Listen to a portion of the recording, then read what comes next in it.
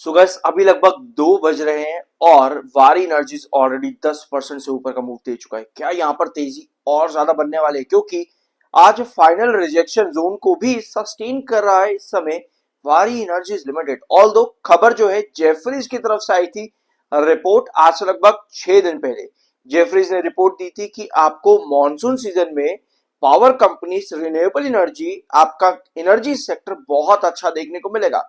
और अभी summer start भी नहीं हुआ है, अडानी पावर में आपको तेजी देखने को मिली रिसेंटली। वारी एनर्जीज भी आज के दिन एक अच्छे पुश की तरफ आ चुका है।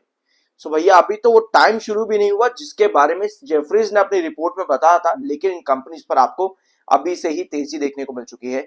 अडानी पावर का भी नाम था वहां पर, टाटा पावर का भी नाम था, एनटीपीसी का भी नाम था, और भी बहुत सी कंपनीज थी। तो वो रिपोर्ट आपको गूगल पर मिल जाएगी, Jefferies on Indian monsoon for power company. जरूर जाकर के इसको चेकआउट करना, अदरवाइज मेरे चैनल पर अवेलेबल है, आप जाकर के देख सकते हो। ठीक है, तो ये एक अपडेट बहुत इंपॉर्टेंट रही आज से 6 दिन पहले, और तब से लेकर के अभी तक आपको वारी एनर्जीज में अच्छा पुश मिला है। लेकिन आज एक और खबर आ चुकी है वारी एनर्जी से रिलेटेड, क्योंकि इटालियन कंपनी इटालियन एनर्जी एनएलएसपीए, इन्होंने आर्बिट्रेशन प्रोसीडिंग के लिए इंटरनेशनल आर्बिट्रेशन लॉ में, इंटरनेशनल आर्बिट्रेशन कोर्ट में जो है पिटीशन फाइल कर दी है। आर्बिट्रेशन के लिए जा रहा है Italian energy company NL spa वारी एनर्जीज के अगेंस्ट में। किस लिए? क्योंकि सब्सिडरी का टेक ओवर करने में, एक्विजिशन डील में यहां पर प्रॉफिट्स और लॉस कंपेंसेशन मिला करके डैमेजेस की मांग करी है एनएलएसपी ने वारी एनर्जीज के अगेंस्ट। तो ये खबर वारी एनर्जी से रिलेटेड आज के दिन है। कंपनी ने इसके बारे में सब कुछ बता भी दिया, अगर आप चाहो तो यहां पर इसको रीड कर सकते हो। Name of the opposite party आपकी क्या है यहां पर? एनएल ग्रीन पावर डेवलपमेंट, जो कि आपकी इटालियन कंपनी है। Court international chamber of commerce, यानी कि इंटरनेशनल कोर्ट ऑफ आर्बिट्रेशन में ये केस जाने वाला है, लंदन यूके। तीसरा पॉइंट आता है आपका, ये केस क्यों फाइल किया गया है? SPA by the company and claims for damages, जो कि लॉस और प्रॉफिट्स में यहां पर हुए, कंपनी को जो डैमेजेस झेलने पड़े ब्रीच ऑफ कॉन्ट्रैक्ट्स की वजह से। इसीलिए आपकी इटालियन कंपनी वारी एनर्जीज के अगेंस्ट में ये आर्बिट्रेशन फाइल कर रही है इंटरनेशनल कोर्ट में। कंपनी ने बताया है कि अभी कोई भी असर्टेनिटी नहीं है कंपनी के इस आर्बिट्रेशन पर, फाइनेंशियली और फाइनेंशियल्स पर कंपनी के कोई इंपैक्ट पड़ेगा या नहीं पड़ेगा, इसको लेकर के किसी भी तरह की असर्टेनिटेबिलिटी पर कंपनी ने अभी यहां पर कोई जवाब नहीं दिया है। ऑल्दो कंपनी सभी चीजें यहां पर जवाब देगी, ट्राइब्यूनल में जाकर के इस आर्बिट्रेशन में कंपनी पार्ट लेने वाली है।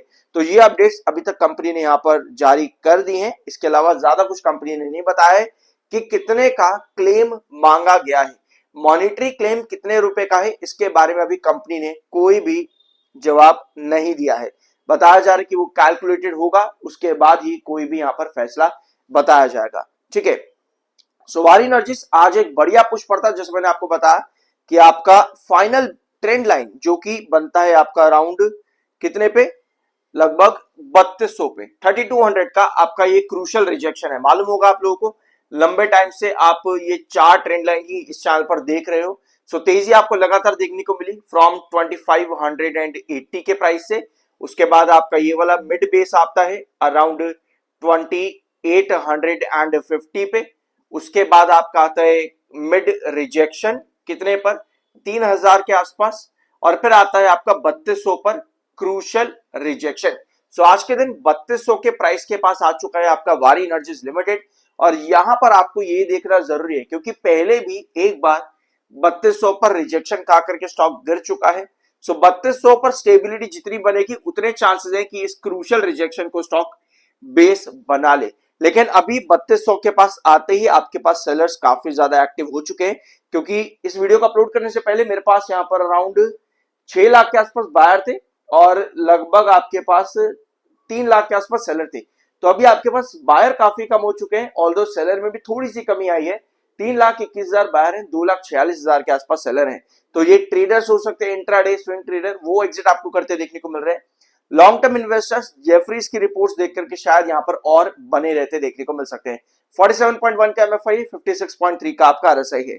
ठीक है, सो 3200 आज के दिन आपका क्रूशियल रिजेक्शन हिट हुआ है वारी एनर्जीज के अंदर। अब यहाँ पर स्टेबिलिटी डेफिनेटली आपको चाहिए। और 3200 के बाद का आपका नेक्स्ट जो पॉइंट आता है अराउंड 3400 पर है, 3400 पे। सो यहाँ पर क्लोजिंग आनी भी जरूरी है और उसके ऊपर ऑफ कोर्स आपके पास स्टेबिलिटी भी बननी जरूरी है। बढ़िया रिटर्न दिया है 2580 से लेकर के 3200 तक का, काफी स्ट्रॉन्ग मोमेंटम है।